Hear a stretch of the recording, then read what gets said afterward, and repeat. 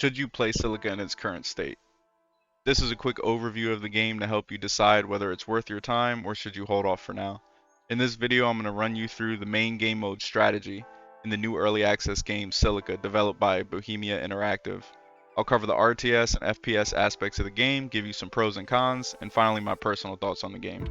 If you want to skip straight to any of these points, check the timestamps below. With that out the way, let's get right into it. So for those who don't know, Silica is a real-time strategy first-person shooter.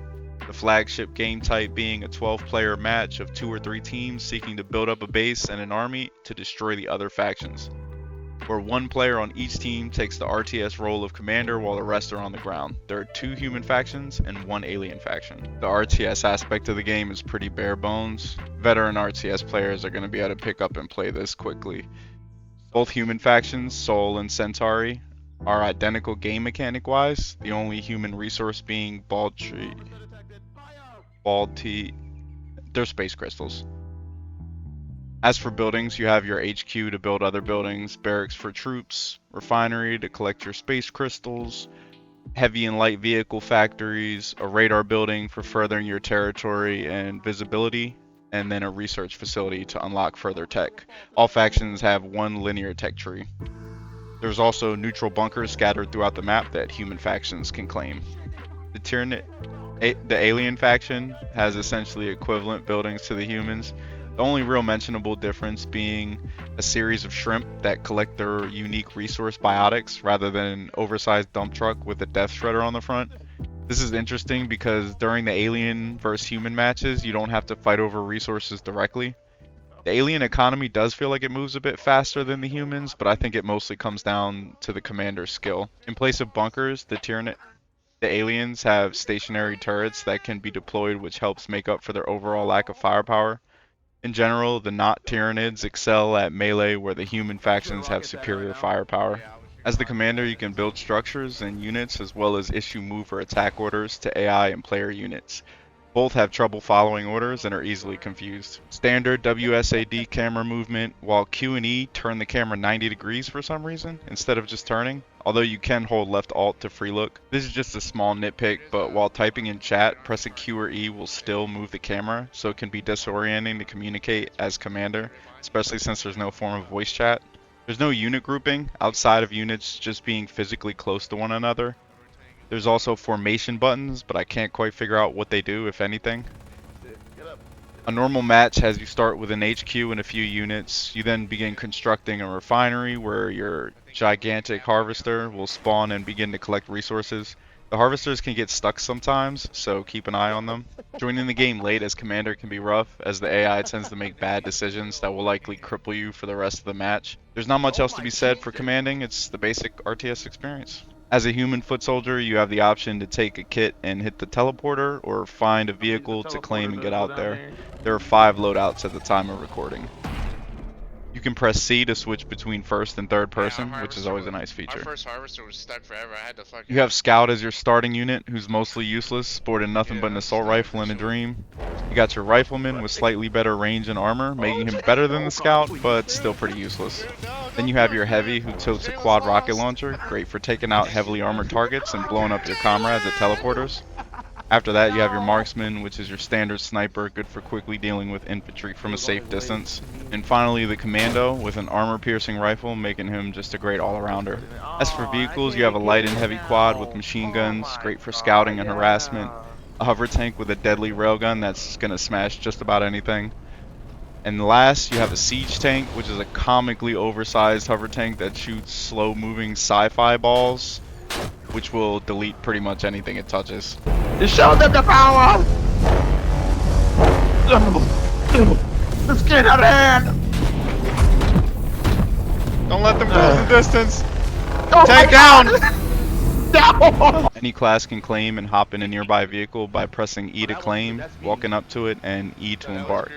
If no vehicles are nearby, you can take the teleporter and warp to anywhere your team has visibility. Your commander's orders can be seen and ignored at the top of the screen, as well as a crosshair marking its location and distance.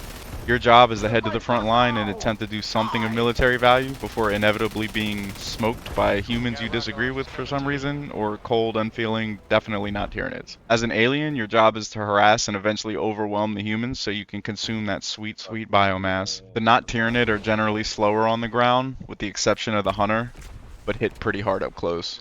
For units, you have your crabs that can burrow in the sand for safety and pop out of the ground to give your enemies permanent PTSD. Impalers have a decent ranged attack, good for mid-range harassment. Hunters are a fast-moving chase-down unit, good for scouting, taking out small groups of infantry, and can even handle light vehicles if you catch one alone. Scorpions are slow, but they have a hard-hitting ranged DPS attack. Behemoths are also slow, but they throw pretty colors at those dumb humies. And finally, the Goliath, which is a colossal armored bug that basically rolls and smashes things. You always spawn in as a crab, but you can transfer into any NPC bug within sight by pressing E. Bugs are all around a ton of fun to use. Climbing up walls and through the mountains and overwhelming vehicles feels amazing. Now on to the pros. The visuals. This is just an all-around great looking game, especially if you got good hardware. This game can produce some pretty epic moments, and there's some real fun to be had here, especially with friends. Strategy and skill matters. I love a game where meticulous planning pays off, and that's definitely present here. Nothing's more satisfying than pulling off a risky maneuver that ends up turning the tide in your favor. Teamwork matters. Communication and teamwork play a big part in how a match plays out, which makes everyone's role feel impactful. Solid art design is important for immersion, and I love the aesthetics. From the vehicles to the bugs, it's just great to look at. Not incredibly unique, but enough of its own flavor to feel like it has a place. Maps can definitely make or break a game, and I feel like they really nailed it here. All the maps are deserts, but they feel different enough to justify their existence, with some interesting terrain, good verticality, and oh boy do I love me a good day-night cycle. Second wave is coming. Sound design is another make or break immersion feature, and from the music to the vehicles and the weapon sound effects, it's all great. Not much else to say. Alright, get my shot. It's almost done.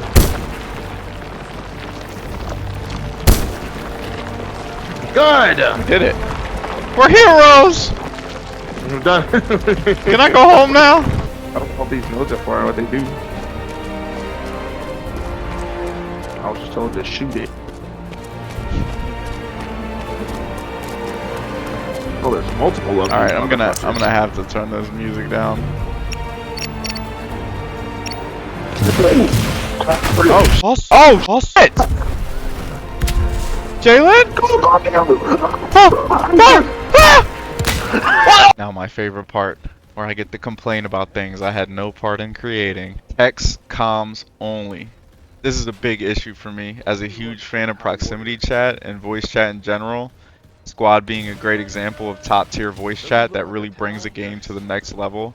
So the lack of it here is really felt. This is where teamwork playing a big role can really hurt your experience. While it's great to have as a crucial part of the strategy, having brain dead teammates or just having trouble relaying information efficiently is a recipe for defeat, and it can be very frustrating at times. Performance. This game is choppy. You'll get lag spikes, low FPS, and some all-around bugs. This is somewhat to be expected in the early state of any game, so hopefully it improves over time. And take this with a grain of salt because my setup is not the best, so your results may vary. Content and feature-wise, Silica is pretty bare bones. There's no reload animations. Units have nothing outside of their primary weapon, no grenades, no binoculars, or anything like that in their kit. Although you do have unlimited ammo, which is nice. Commanders lack any sort of advanced controls or orders. However, it still is RTS, so it can get micro heavy. Serverless can be hit or miss with no direct invites or server codes. It has some issue with the server list where some servers just won't show up even after multiple refreshes. So you may have issues playing with friends if one of you creates a room. And you may end up playing the which server can we all see game to get in a match together. There also doesn't seem to be a way to stop a match from starting once players start joining. So if all teams don't get a commander quickly, the AI commander will likely make horrible choices and leave whoever joins late in for an uphill battle. Again, these are common issues for an early access game, and we hope to see them improve over time.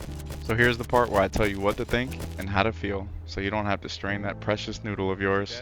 Silica is a game with a lot of potential and passion behind it. For all its flaws, it definitely produces some great moments. Being on the front line, fighting a horde of enemies you can barely see because the setting sun is in your eyes, and surviving just long enough for it to disappear behind the horizon, and having the night sky lit up with gunfire as the carnage unfolds all around you, is truly an amazing experience I haven't had anywhere else. That level of intense immersion will have the game's many flaws completely disappear, at least temporarily. So, should you try Silica? That depends. If you can accept the state of the game with all its flaws, and you have a friend or two to jump into it with, $20 is definitely worth the price of admission. However, if you're more particular about in-depth features and game performance, or you'd be getting it to play alone, I suggest you pass on it for now, and wait to see how they improve the game over time. There it is. If you want to see more reviews or Silica content, like and subscribe. If I'm an idiot who got it all wrong or missed some stuff, dislike it and tell me about myself in the comments.